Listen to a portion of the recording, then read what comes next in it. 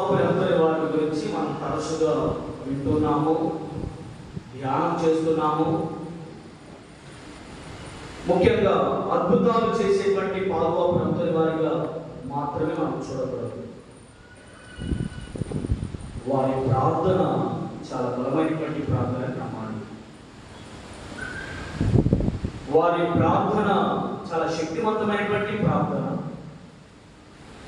అందుకని వారు విన్నవించినటువంటి ప్రతి ప్రార్థన వ్యర్థం కాకుండా సఫలీకృతం అవుతుంది. అందుకు అద్భుతాలు చోటు చేసుకుంటున్నాయి.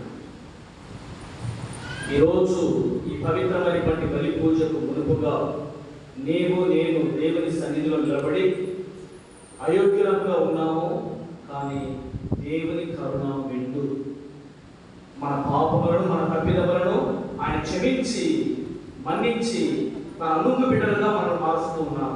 ఇంతకంటే గొప్ప అద్భుతం మరొకటి అవసరం లేదు.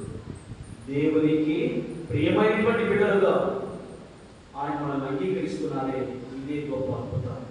కనుక ఈ పవిత్రమైనటువంటి బలి పూజకు యోగ్యత కావాలి. ఆ మన్నింపు కొరకై మన యొక్క తప్పిదములను వైఫల్యాలను మన బలహీనతలను ప్రభువుకు సమర్పించుకొని మన్నించమని క్షమాపణ కోరుకుంటున్నాం.